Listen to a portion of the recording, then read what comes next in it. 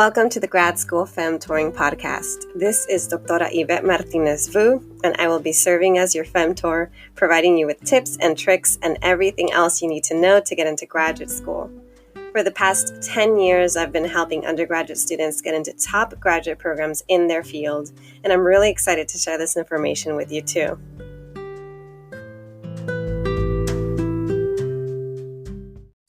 All right, welcome everyone. I am again excited to have another awesome speaker. Today we're going to have someone who's going to talk to us on the topic of being a PhD mom, on autism, and on studying what you're living. Our guest is Fernanda Castellon. She is a current graduate student at the University of California, Los Angeles, and is pursuing a PhD in education. She completed her BA at the University of California, Santa Barbara. That's how we know each other, in psychology and Chicana and Chicano studies. Fernanda is interested in researching how culture and autism intersect and consequently impact family dynamics, schooling, and access to care. Fernanda's passions stem from her own experience as a sibling of an autistic adult. As a native Spanish speaker, Fernanda advocates and promotes for the implementation of cultural adaptations to recruitment and intervention protocols in order to promote the recruitment and retention of ethnic and racial minority populations. Welcome, Fernanda.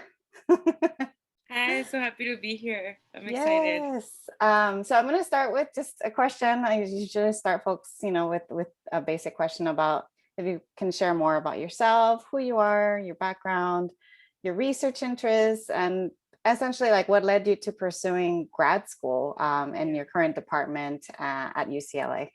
Yeah, so like Yvette said, my name is Fernanda Castellon. I always like to say I'm the middle child of 6. So that's definitely shaped just the way I go about things. Always running around. I'm a first generation immigrant. I was born in Puerto Vallarta, Jalisco. And my family moved to the United States due to the lack of services for my autistic brother. I moved when I was 9 and he was 7. He's now 23 and I'm 25. And it's really shaped the way that I look at research, my research interests, and the way that I approach community-based participatory work. Like Yvette was saying, my research interests revolve around all things autism and culture. And at the end of the day, I want my research to empower individuals to achieve the best quality of life that is possible. So I honestly feel like there's a big shift in the way that we're doing autism research and the way that we even frame what autism is. So I'm excited for that. I think that a lot of change is coming and I want to be on the right side of that change. So yeah. And the way that I went into grad school, I always knew what my parents never hid it from us that my brother was different or that he had a disability from a young age. So my mom always tells me that when I was little, like I would walk around and people ask me like, what do you want to be when you're older? I'd be like, oh, I want to be a pediatrician specialist to kids with autism. And they'd be like, whoa, that's a lot. So like, imagine like a 5-year-old saying that is like, okay, wait, wow. Why do you even know what that is? Mm-hmm. And reflecting back, like, yes, I am going to be a doctor and my specialty is going to be special education and disability studies with an emphasis in autism. So it's just crazy like how I was at a very young age, like I was manifesting what I'm doing now in a way. And I love my work. Like right now I'm like in the development of a interview protocol for interviewing bilingual parents of children with ASD and just trying to see if bilingualism was promoted, if they had access to those services, and if it's shaped their family dynamics. And I just had a focus group last week with like moms trying to validate the questions I'm asking. And I'm reminded like I love what I'm doing because they were like so open to sharing. They're like, these are awesome questions, like, and sharing their experiences at the same time, even though I didn't ask them to answer the questions themselves, but they were just so eager to share. And it's just like, yes, like I just love qualitative work because of that. But then again, like for my master's thesis, I did a quantitative paper on looking at the rates of English proficiency among children who are both EL students and have ASD. So that work is also really passionate to me because it showed that kids who have that double identification are not likely to become English proficient and are not likely to be included in general education settings. So it's Wow. just like that, like I'm really into both types of methodologies. But again, it's like, what approaches are we doing, or what are we doing so that individuals have the best access to quality services, and preparing them to have the best quality of life.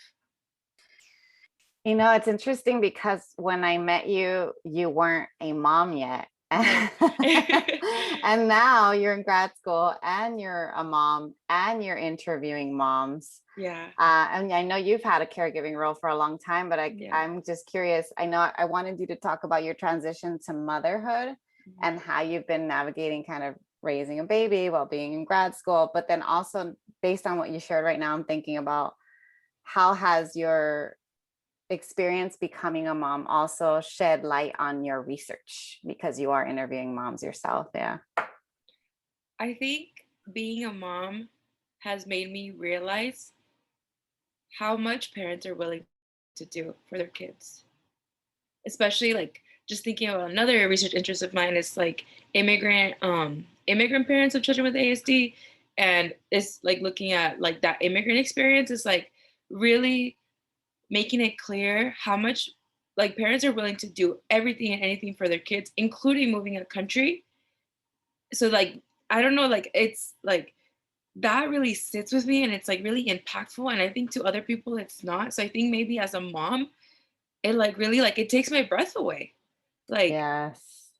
like they're really like, and one of my upcoming projects is going to be interview parents who cross the border from TJ to San Diego to bring their kids to special ed. So again, it's like documenting like parents are able to, they're willing to do whatever. So thinking about that, like parents are willing to get up at 3 a.m, make like wake up their kids by 4 or 5 to get to the border, to get to school by 7, and then go to a full-time job and then do it all over again the next day.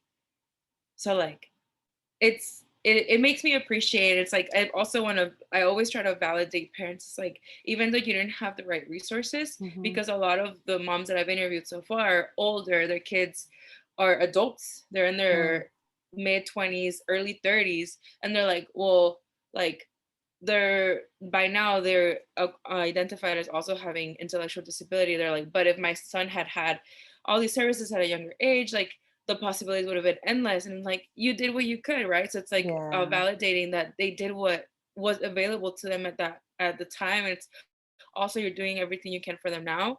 And I think that part of that is also letting them know that their kids are adults and that they're capable of being independent. Right. So I think that side is like a lot of tension, because also as parents we want to protect, but it's also like assume competence, assume that they're able to do things. Yes. Yeah. So I don't know. I think now that I'm a parent, I'm able to explain to parents about assuming competence a little bit more. So, and I think sometimes that makes parents a little bit uncomfortable, because they're so used to doing everything. Can you talk a little bit more about that, about this idea of assumed competence? Because a lot of the listeners may not be aware, may not know much about autism, the autistic community, and also the assumed incompetence and the a lot of like the deficit-based kind of ideas that get passed around. Yeah. So with autism, obviously, even itself, the ASD, it's autism spectrum disorder. So just the word disorder is like something's wrong. So right away, it's like, oh, the child's not able to do things. Like their child, one, could not be able to communicate, focus, speak, not able to make friends because of their autism. But so a lot of the times we use intervention to address those lack of abilities. But at the same time, as we're using like a hegemonic normative idea of what friendships look like, of what communication looks like. So assuming competence would be that like, no, your child can make friends, but maybe they need a little bit more support, finding common interests. Maybe we need to read a story before, like, how do we ask someone to play with us?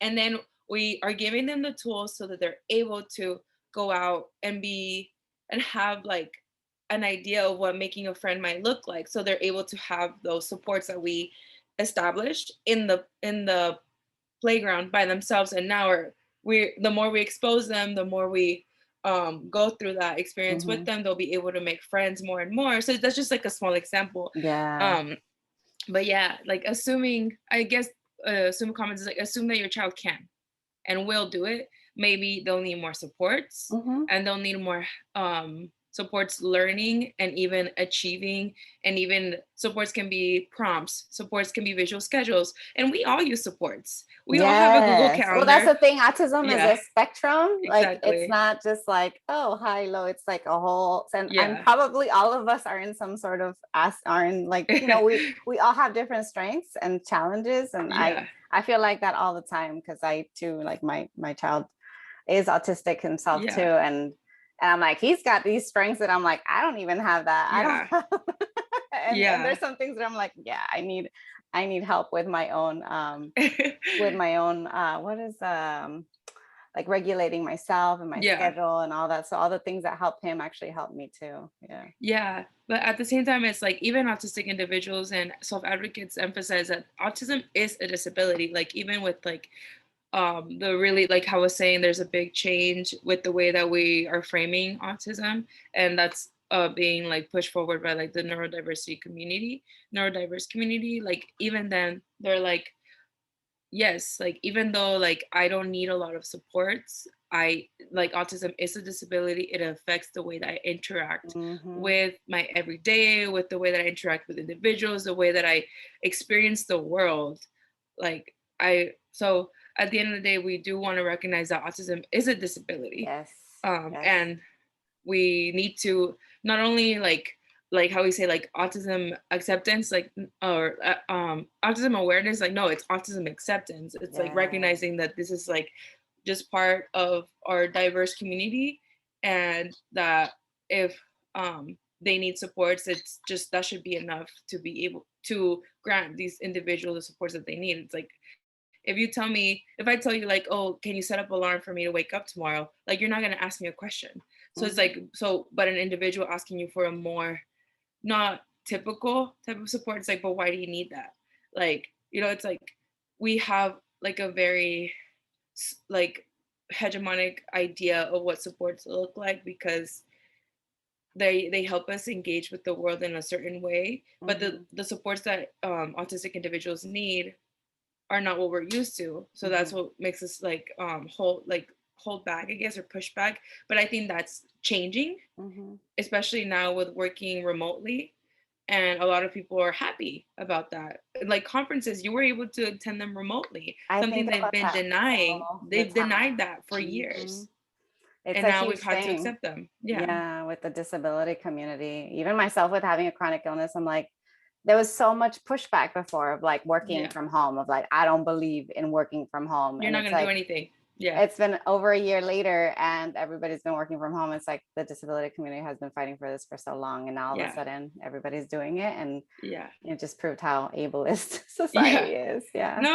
So I think there's change coming and it's in the right direction. But I think to get back to your question about how is it transitioning to motherhood, I think so. When I transitioned, I gave birth 2019 December. So like coronavirus was like in China, and like we didn't even think of it. I know. Oh my gosh, it was December 2019. I thought it was earlier. No, it was like December. I gave birth December 17th. Okay. December 17th. Okay. Yes. Yeah, December 17th, 2019. So then when we went to lockdown, my daughter was 3 months old. But even like so I like, you know, like the Mexican culture is like cuarentena, you don't leave your house for 40 days. Yes. So like, I mean, I guess I was doing that, but more because like we were like scared of like what was going on around the world. So I don't like, I guess my introduction to motherhood wasn't what I was normal or expected.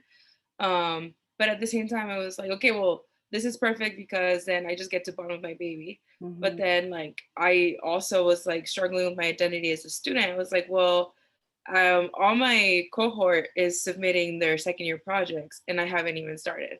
So it's like, I had a lot of like that guilt. It's like, well, I'm falling behind. So I was very ambitious of like trying to get back. So like, I remember like my baby would fall asleep on my chest and I'd be reading, but then like I had like a fog over my head and I'd have to reread everything. Like whenever I would write, I'm like, I can't form a coherent thought. Like, it was just like really tough, and I was like hard on myself, and like I was like not recognizing that like my whole body was like going through a change themselves, and like I was trying to just stick to the way things used to be. It's like, no, I have to find new ways to get things done and recognize that what's worked before might not work this time, and that's okay. And now I'm able to say that, but before I'd be like, no, like I was so type A, like I need a schedule, and like the baby needs to sleep from 8 to 9, and if they don't, that just like messes up my whole day. Like it's been a big transition that way, because like I was so time oriented, and it worked great in undergrad. It worked great my first year of grad school, but when I wasn't in control of my time anymore, I think that was the hardest thing to accept. And now I'm able to be like, okay, I didn't read, that's fine. Like before I'd be like, no, I have a deadline, like, and now I'm like, oh, I wasn't able to meet your deadline, let's push it back. I'm like, okay. And it's just like, I guess being honest about what I could take on. Like I think I was taking on way too much in the beginning, and now like I'm at a way better place and I'm able to take more on. And she's older. Like in the beginning, like I was breastfeeding and she wouldn't take a bottle. So like if I wasn't home, I would just think like she's not eating, and like I wouldn't even be able to focus because I knew that. Like I knew I'm not home, she's not eating. Like, is she okay? Like, yeah. And then just when I was able to go back to classes, and I would be like, okay, well, I want her to eat, so I'm not gonna go to my office to take my class, I'll stay home. I would hear her crying in the next room, be like, no, what's going on? Like it was just like, I remember thinking like I can't win. So definitely like it was like a very clear distinction between like breastfeeding and not breastfeeding anymore. Because when I stopped, when she was 1 and 2 weeks, like I felt like the fog like melt. Like I could think again. I'm not there yet. I'm looking forward to that. No, like it was, and I talked to a mentor from LMU. She was like, right, like your brain just works again. I was like, yes, it just started. Like I was like, I can synthesize, I can write, like I can read once a paper. It was just like, it was like, I think back, I'm like, it just proved to me like how much energy your body puts into feeding another human. So it's just like I you know, and it shows you like that much, how much more support we deserve as breastfeeding moms, as just parenting students in general. I mean, one of the things you mentioned earlier, along with the postpartum fog, is like just right away wanting to like get back to work. And a lot of us are pressured to do that, especially as academic moms, especially if you're in grad school. And it takes at least a year for your body to fully recover. And that's not including the whole process of like breastfeeding. Like you said, that postpartum brain fog is so real. I mean, all the time I forget words, like basic words. I'm like, wait.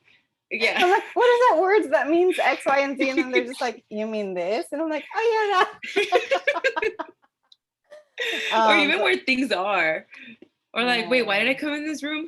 Exactly. And then you also mentioned like the whole scheduling and being type A, and I'm wondering, going back to this idea of like how like your transition to motherhood, how it's maybe affected you or changed you.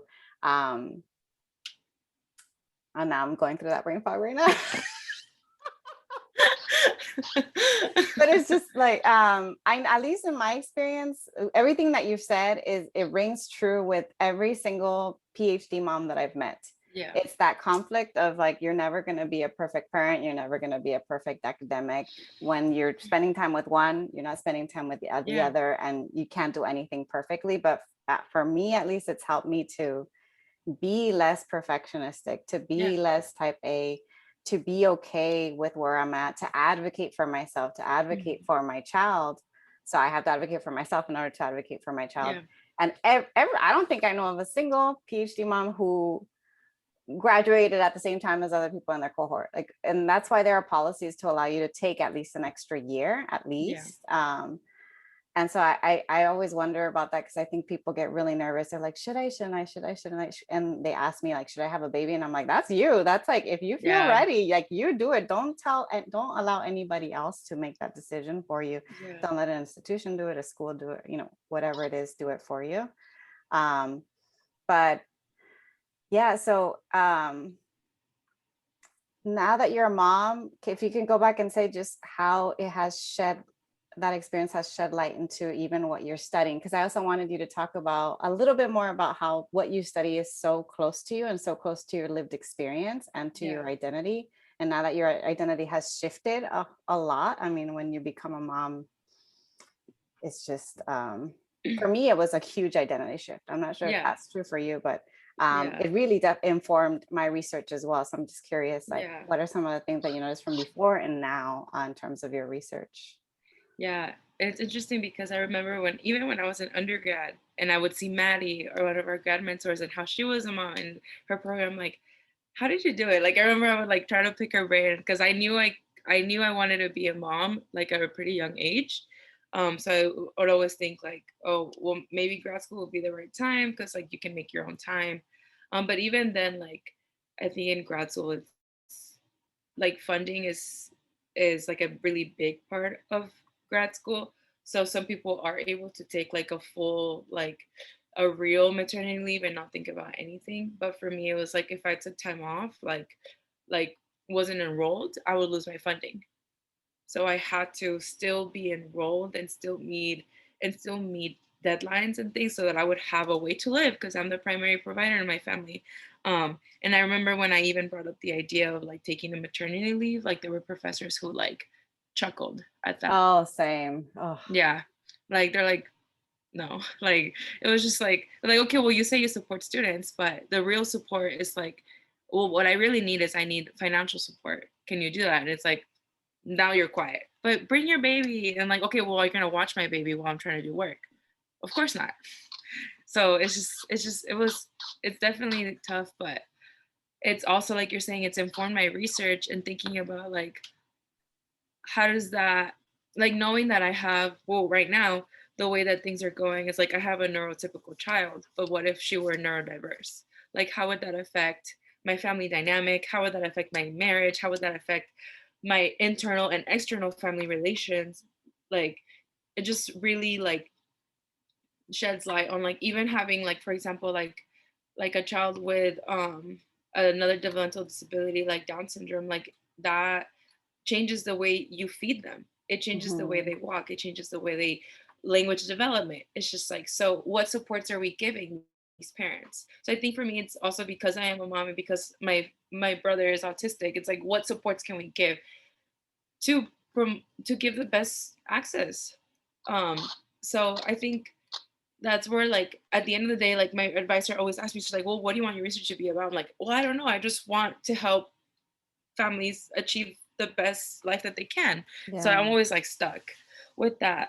But at the end of the day, it's like we do a lot of different things here in the lab. We do a lot of intervention work with little kids. They're usually as young as like 18 months, and it's a lot of like ABA kind of based work, but it's also play based too, which I really like. That we're just like playing with the individual and targeting certain things that will allow for more language development, for more play development. And also there's a parent component to it. It's like empowering the parent to know how to play with their kid, because a lot of times like, well, what do I do? Or even like culturally it's not like really common to see like mom and dad get on the floor with their kid and like start playing with the dolls. It's like, well, kids do that with themselves, we're not involved. It's like, no, like you are able to shape a child in that manner, and you're able to empower them with skills that will translate, that will expand when they do go into school, when they like how to make friends, how to play with other kids. But even then in those meetings and those conversations, like there's barriers that we talk about. We're like, well, this family can't drive here, so we're not going to enroll them. And it's like, that could have been my mom. Like that was probably my mom, and why she never did research. Because I remember my mom is kind of like starting to develop like a hoarding habit of papers. So I've found like recruitment flyers from UCSD, because my family's in San Diego, to my mom, like, why didn't you ever do this? She's like, well, I don't drive on the freeway. Like so just like, so when we so talk many about those barriers. things, when we talk about like actual barriers and like family issues and like oh well, like even in like when we're doing like recruitment, it's like, well, who are we trying to recruit, because this needs to be translated and this needs to be like a 5th grade reading level. And are we going to make it accessible? Like, are we going to go to the homes? Like, do they need to pay for parking? Like, so just like the accessibility components of research make me really like reflect on like my own family and like the things we've been through. And I don't think a lot of like my cohort mates or like my lab mates really think about that, because it's just work for them. Like, they can come to work and they don't have to think about autism until the next day they come back. But for me, it's like, no, I leave and I call my mom and she'll share with me like, maybe my brother had a hard day, and she'll ask me like, well, what can I do? And it's like, okay, here I am, like reading research articles, trying to find strategies to tell my mom what to do. So I don't know, it's tough sometimes, especially when we see like deficit-based thinking. It's like, well, sorry, but there's nothing we can do. It's like, well, that could have been my mom and have no answers. And it's like, then why did we move to this country if there's no answers for, like, if you're just gonna say no? Like, it's tough sometimes, because I do take it personal, but then it's also on me, like my mental health. And like, okay, we couldn't recruit this family this time, but it's like, no, but now that I'm doing my own research, like I'm making sure that I'm targeting the families that could probably not come to UCLA. And even like the work that I'm doing, like on other, like for my qualifying exams, I'm analyzing different, like all toddler intervention papers and seeing if they recruited families who are not English speaking. And it's like also calling out researchers. It's like, why are you excluding families that don't speak English? Are you only going to apply your intervention with English speaking families? Because that's who you're tailoring the intervention for. And that's not fair, because that's only like what, a third of the children in this country now. Like, and literally, and like I'm even coding to see, and their limitations was that they didn't include like diverse speakers, and some don't even bring it up. But then it's like also like the rebuttal is like, well, that wasn't our population that we were targeting. I'm like, okay, well then you're only looking to work with the kids who can come to the labs.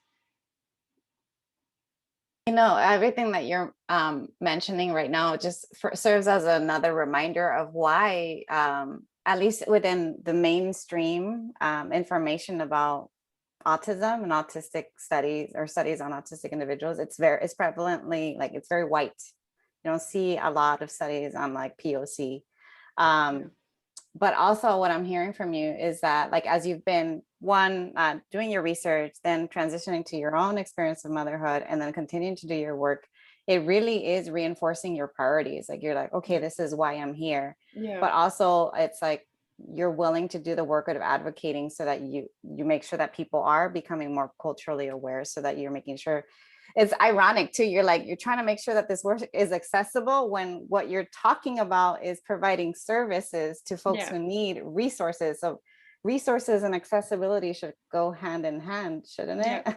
Yep. But then also at the same time, I can imagine like what that extra, that's a burden, that's an added load on your hands. That's like an extra like mental load of constantly having to push back, constantly having to advocate, constantly having to be the squeaky wheel. And then on top of that, you have your own family to worry about, and you have your own mom and your own brother, and you probably have added service requests, because I don't think there are a lot of people who speak Spanish in your department. I don't think so, or at least last time we checked in, I don't remember that being true. No.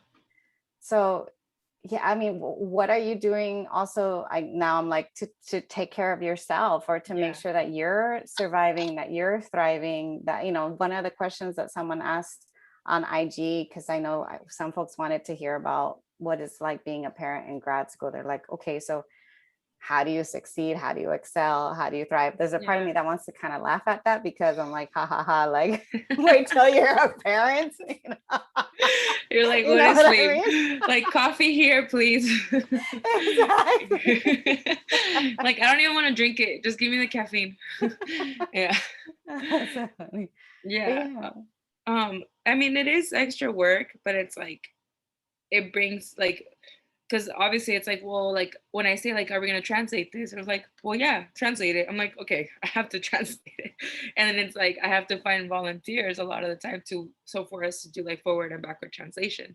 So it's like, I mean, it is extra work, but I mean, I get like, I find it worth it when we are able to recruit a family. And even like with the focus group that I did last week, it's like when parents are so thankful, and it's like, okay, you're thankful to me, but I'm sorry this hasn't been done before. Like, I'm sorry that I had to be the first one, but I'm happy to. But it's like, and I always daydream, like, when I have my lab, I'm gonna do this. Like, when I have my own projects. You're not daydreaming, you're manifesting. Yes. No, and like literally, like, me imagino like my lab. Like, I want no computer chairs. Like, I want a couch. Like, I want papel picado on the walls. I want music. Like, I'm just like, oh, like se pone la piel chinita just thinking about it. So like it reminds me, like, I love research, and before I'd be like, I want to teach, I want to be a CSU.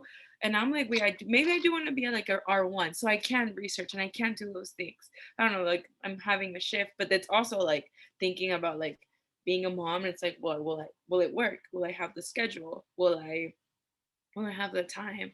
And I think the best advice that I've taken and that I've read from some people is that treating your PhD like a job, and really like by having clear boundaries, but also being realistic about the deadlines you have. So it's like sometimes you go to sleep late, you have to go to sleep late, but then also it's like I don't work at night. Like 8 p.m. I'm done. Like I'm not like it. I know I have work. I'll always have work. I always have work. It's just about Yep. choosing. You just choose when you do it. So then that's when Mhm. I guess it's like a work, like a job. So like me and my partner, my husband, we are really like on Sunday nights we sit down. It's like, what do you have to do this week? And it's like, um, we're okay. Like, oh, well, I'm going to the lab at this day. Like, well, I have something at 2. Can you come back to watch Sophia because we can't afford daycare? Mhm. And so we just make it work that way. I'm like, okay, maybe I'll have a short day and then I'll compensate those hours. I'll compensate those hours in another way. So definitely make it work that way. I lost my train of thought. Sorry. It's okay.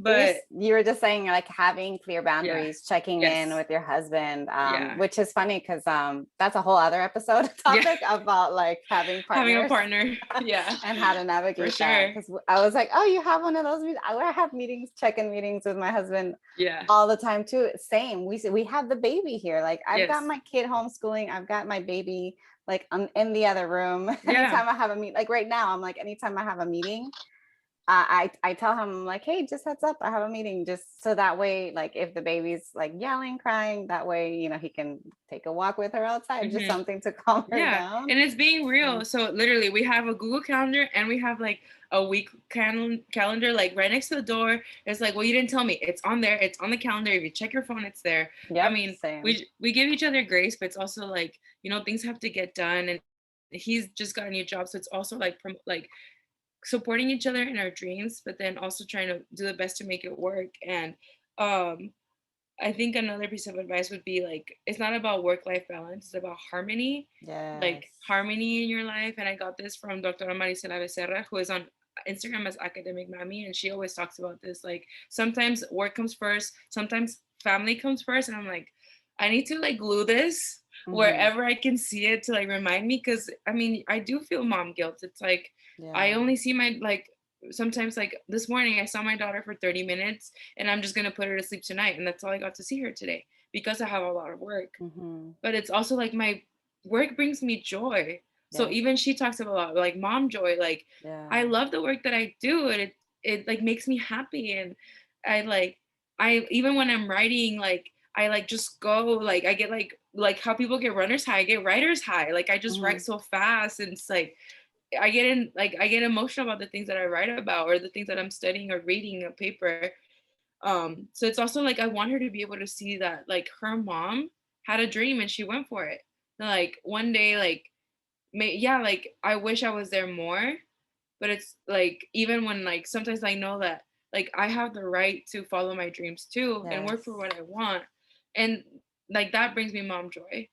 Just thinking about like the antithesis of like mom guilt. Why should we feel mom guilt? Why should I feel guilty for going to school? You know, it's like, it is tough, but you're able, I think when you treat your PhD like a job and you have those clear boundaries and you give yourself grace, I mean, and there's no right time to have a baby. If you and your partner feel that you're ready to have a baby in grad school, after grad school, there's always going to be things you want to do. It's like, oh, I'll have a baby once I graduate. Or I'll have a baby once I secure my job. Or I'll have a baby once I have tenure. Like, there's always going to be an if, but, when, this, like, so, and you just adjust. I think you adjust, like, and it's a learning curve. At first, it's like super tough because, how you were saying, it's an identity shift. You're letting go a lot of the things you were able to do before, but you're also gaining a lot of things. And I think that's the sad part that people don't talk about, like what you gain from being a parent. When you, like, I never knew, it's gonna sound super cheesy, like I never knew I could love something so much. I'm laughing because it's cheesy but true. Yeah, I hold my daughter sometimes, like when I'm at school all day and I just want to smell her. Like I'm literally running up the stairs to make sure I can put her to sleep. Like, and I just hold her and like going back and forth in the rocking chair and I just hug her and like it takes my breath away, like how much I love this little person. Like I'm getting emotional. Like it's just like, it's like a lot of people don't talk about that. Like they're like, oh, we'll get ready to not sleep. And it's like, why are you so annoying? Like, no, like even when I would do her laundry, I'm like, this smells like her. Like, I don't know, like it's the hardest and most beautiful thing you will ever do. Be a parent. I mean, for me, it's like with having a baby the second time around, I've experienced so much joy this time around, and it just puts everything into perspective. It's like at the end of the day, if there's something that's going on at work, I'm like, it's okay, like that can wait. I've got this time with my daughter. And it's really given me that silver lining of like, yeah, the pandemic was completely awful, but then in other ways it was a silver lining. In other ways it allowed me time to spend more time with my daughter. Same here. And same with you, like you mentioned the harmonizing earlier. I use that term harmony as well, or sometimes I'll say like I like to just kind of ride the waves. Like there's that wave of like, okay, things are going to get busy and intense at work and I'm not going to be able to hang out with my daughter as much. But then there are going to be lulls, and then that's when I can spend more time with her. And then there are times that they conflict and you have to just kind of reprioritize. And I feel like I've learned so many skills just from being a mom. Like, I'm way more organized. I'm way more efficient with my time. Like, even like you mentioned Maddie earlier, she's one of the grad mentor, or was, because she graduated, now is off doing amazing things and has a great job and everything. But I'm like, she was just so great and efficient and just on top of things. So people are always surprised. They're like, la, la, la, la. Like they have these misconceptions. I've had people doubt me because of finding out that I'm a mom. And I'm the opposite. I'm like, if this person's a parent, they probably know how to do a bunch of things. Oh yeah, I can trust them. Like, for sure. Yeah, I've had that. It's like, like you don't get offered some things to like be on certain projects because like, oh, she's not gonna have time. Like, oh, she's not gonna be able to do it. And it's discouraging, but it's also like, watch me. Yes, exactly. Just wait. And I had that attitude, and I got, like, I just applied like for 2 grants and I got them, and I'm like, okay, well, like, now I gotta do it, because I did it out of spite a little bit. But and I'm like, okay, well, motivation, here we go. I mean, I got the most fellowships out of anyone in my department right out of like being weeks postpartum. Like I had just had a baby, and then I applied to a bunch of fellowships and I got the most out of anyone in my department. If I was questioned, because I was like also, not, I took like a year or 2 more than everybody else in my cohort to graduate. And so people did have their doubts, and I definitely proved them wrong. So being a mom for me has been very empowering, and I've noticed that has been true for a lot of us. We're actually getting ready to, or we should get ready to wrap up. And I'm kind of like wondering like what else you might want to share to anyone about everything when it comes to being first gen, being a first time mom, being a grad student. I mean, you're in what year are you in right now? I'm ending my third. Isn't that Oh my crazy? gosh. Okay, so you're right in the middle of it. Yeah. In the And thick of it. yeah, so, and like you're saying, like my cohort, they all did their qualifying exams, and I pushed it, and that was fine. Like I did too. Yeah. at first it was like, I kind of felt like guilty about it, but now I'm like, I'm so happy I did. Like, you're like, you don't approve? Okay, I'm doing it. And like you're saying, like you have fellowships. So I think being a grad student and having funding, like my own funding and fellowships, has allowed me to be like, well, this is my own timeline. Yes. And if you don't approve it, that's you, muy tu pedo. My family would say. Yeah. I actually like read up the policy when I was a grad student just to make sure. So that way, whenever I say something, I could back it up with the policy and be like, oh, you want to like take away my funding? You want to kick me? Because I heard these horror stories of other parents who had these threats made to them. So that way I could always have my rebuttal and be like, oh, you want to do that? Well, here it is in the policy. And to this day, I still do that, where like if anything comes up, I back it up with like data, policy, information. You have to. Because folks, you never know how many people are going to discriminate against you. I've even had folks who consider themselves allies, folks who themselves self-identify as like either parents or as women of color or as first gen, who have given me pushback for being a parent, and it sucks. But you got to do what you got to do. That's why you are, that much more empowered now, because you're learning all of these skills along the way. Yeah.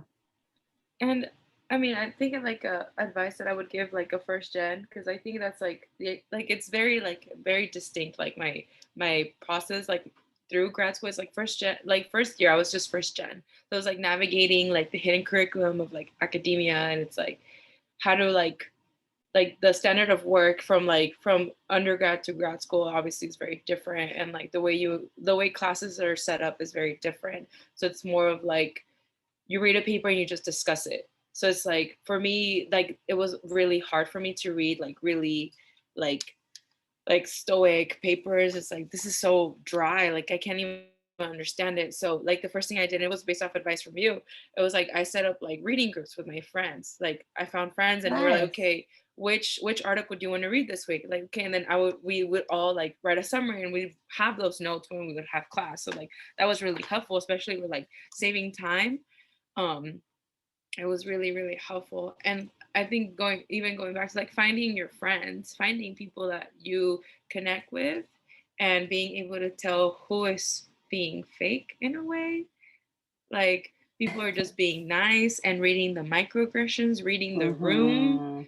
Like I think figuring out who you can and can't trust. Kind of reminds me of that conversation that I had with Sirenia about ethical chisme. Is like, who can you trust, who can't you trust, and then just building community around the folks you can trust. And how you were saying, like you get a feeling, like I feel a vibe. People give you vibes, like their auras, they vibrate differently. It's like I can like, like you can feel when someone's being genuine, or when someone just like wants to know, like, well, what funding did you get? It's like, why do you care? Okay. That's a little bit invasive. Like exactly. So it's like being, and I guess even being selfish with your time and energy. That's an advice I would say, like, being intentional. Yes. With your time. Even that. Exactly. And like, like for the people that you do identify as like people who are going to support you, like set up like who we're saying, like reading groups, writing groups, like homework time groups. Like I remember with Patricia Martin, we would set up like a 1 hour one time at the library to just do work. Like we would go to the library and just like us four, because we took qualitative studies together, we would just go in there and like work on our stuff before we had class or something. Like, and it was just nice to be working with people, even if we're just quiet, because I think I missed that a lot from undergrad, because I had a lot of friends to study with. And I think in grad school it's a lot more, everyone's doing their own thing, so it's a lot harder to make friends, a lot harder to hang out. And even as a mom now, it's even harder. Oh my gosh, talk to me about that friendship struggle when you become a mom. Oh yeah. Oh, I'm lucky if I even get to see my friends like once a year in person. Exactly. Or even talking to them, or even have anything in common. So, and it's like, how do you not let that get to you too? I think in the beginning that was hard for me too, because it's like all my friends are like mid-20s still. They're all partying. It's like, well, I'm gonna go pump. That hasn't changed. Oh my God. I'm laughing because I'm like in my, I guess, early 30s, and I still have that struggle of like my child-free friends going out and drinking, and I'm like, I also need to pump. I'm probably gonna pump after this. Yes. It's hard. I mean, but then so thinking about like now as a parenting student, I think I did a lot of like research, like because when I was like fall of 2019, when I was like getting into labor and things like that, like I remember like I did check out like, okay, where are the closest pumping rooms for me? Like where am I gonna pump when I come back? Like I need disability services in order to be able to leave the room every 3 hours and not have a professor call me out or be like, get mad at me. I'm like, no, I have. Exactly. I'm like, I have this accommodation. And like, if something were to come up with my daughter and I needed to leave, or if I couldn't turn an assignment, I wanted to make sure, how you were saying, like, I'll have a policy behind me. I have support in order to make sure that I'm not discriminated against because I'm a parent, because I have another barrier. So I made sure I have that. Like I was registered with disability services. I did my research. I'm like, okay, where's the closest pump room? Like, where am I going to keep my milk? Like, do I have all the parts, like all the prep that I did before? Like I bought a pumping backpack that had like a computer sleeve. Like, so like, how did I prep myself to think like, I'm going to come back and how am I going to make things work? Like I got on the UCLA wait list for daycare. I'm like, I'm still on that wait list. She's 1.5. Like it's never going to happen. Telling you, it took my son, what, 2.5 years for him to get off that list. I'm sorry. And even then it's so expensive. So it's like, even if we get on, like, am I going to pay for it? I don't know. She's an early head start, home based. So when she turns 2, she can go to center based, and it's free, and it's 8 to 3. Like, you know, it's like, it's a little further, but it's free. So it's like, no. And like, unfortunately, like that's a whole problem, funding, not just in the university level, but that's like on a national level, the problem of childcare here, and childcare should be a right. You know, everybody should have access to it. It shouldn't be just those who have that kind of class privilege. Yep, for sure. So I think those would be definitely like advice that I would give, like then parenting parents, like set up as much as you can, set up your environment for success, but then at the same time, it's like know that success might look different. Right? It's like, even like the days where like I didn't get that much work done because I had to pump every 3 hours for 30 minutes at a time, and people would give me stares like, oh, she's gonna get up again. It's like, no, but I pumped 50 ounces. It's like, wow, you know, like if you told that to a mom, it'd be like, oh my gosh, like that's amazing. Like that is amazing. Yeah, like wow, you know. And I'm an oversupplier, and I think that's amazing. Yeah, there were days where I was pumping like 60 ounces. That's incredible. And I was like, because I was such an oversupplier, and I was like, because I was so on him, like she needs to eat, like I can't lose my supply, like so it's like that's a whole other stressor too. Yeah, exactly. But like if you were to tell that to a mom who's not a student, she'd be like, oh my god, you're doing amazing, and then but you're looking at yourself from a student perspective, so it's like, but I didn't get to work. So it's like you're measuring your successes in different metrics, but it's like, no, success is going to look very different now you're a mom and a student, right? So what does that look like? And it's your own timeline. Like give yourself grace. Harmony over work. There's no such thing as balance. No. And like feeding yourself too. I think that like, I like to put it this way. I saw a tweet. I forgot who it was from, but it was like, would you go 6 hours without feeding your baby? Would you go 6 hours without giving your baby water or changing their diaper? Or would you go a week without doing their laundry? No, of course not. But why would you do that to yourself? Why do you go hours without eating? Why do you go hours without going outside and taking a walk? It's like, we are so quick to put ourselves second, but it's like, no, in order for my baby to thrive, I have to thrive. That's true. So it's like, how are you prioritizing yourself?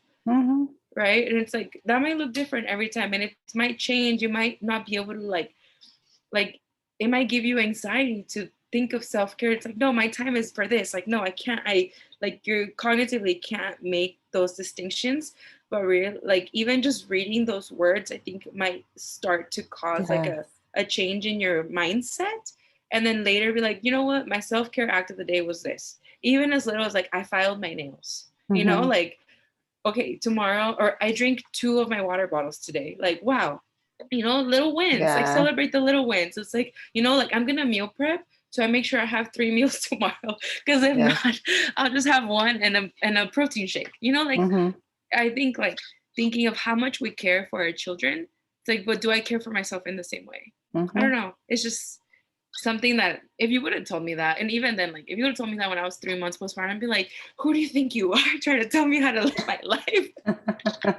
But now it's like, no, like it's true, you know, and it's like, it's a lot of that hormonal change and that like identity shift that you're like, your world is changing. You're riding the waves, how you're saying. So it's just like knowing that it's going to get better, like no matter what, because your baby is growing, they don't need you as much. And I'm sure there's going to be in other ways they need you, right? Like I'm sure like now that Emmy's in school, like he needs you in other ways that like Ellie needs you in different ways. Yep, that's right. So it's always changing. Thank you so much for those words. They're so I feel like you're preaching to me because I'm like, I've got a 7-month-old, so I'm like, all right, I should go outside more. Okay, last thing before you go, I know we're like we're a little over time. So this is self-care. If folks wanted to reach you, they're like, oh my gosh, Fernanda was amazing. I'd love to be in touch, or you know, something that she said rings true to me, or whatnot. How can they reach you? Now I'm thinking to Serenia's episode, I'm like, I've needed someone to force me to make an academic Twitter, and I think this is it. So I will share with you my academic Twitter once I make it, but my Instagram is, I always forget my username. It's Fer with 3 E's underscore my last name Castellón, Castellon. But you can always send me an email too. I think I'm way more responsive on email, which is Fernanda Castellón, Castell @g.ucla.edu. I mean, I love, and I think it stems from you too, how much you love working with undergrads and how you've been such like a great mentor to us, that I love mentoring. So if you're an undergrad who like is thinking of like coming to UCLA, if you have a sibling, if you are thinking of like grad school and ASD or anything, like shoot me an email. Like I'm more than happy to. I always we always need volunteers here at the lab, especially Spanish speaking. So if you're interested, like shoot me an email, we'll set something up. But yeah, like if anything resonated to you, if you're just gonna like edit all of this out, that's okay, because I'm not editing any of this out. I'm a mom. I don't have time. The truth. Hashtag the truth. Yes. I know, because someone was asking me, actually, I went to this like UCLA alumni networking thing. They invited me, and someone was like, oh, I know you do a podcast and la da da da. And they're like, it's so much work, all the editing and la da da. And I keep wanting to like be perfect. And I told them, I was like, psh, if I worried about being perfect, if I worried about editing, if I worried about having the right equipment, I wouldn't be doing this. Like and I'm like, for me, the priority is getting the message out there. It might not be perfect, it might not sound great, it's not the greatest quality, but it doesn't matter because folks are listening anyway. And so yeah, we'll keep this in. Thank you so much, Fernanda. No, thank you. This is nice. So awesome. I know. All right. Bye. Cuídate.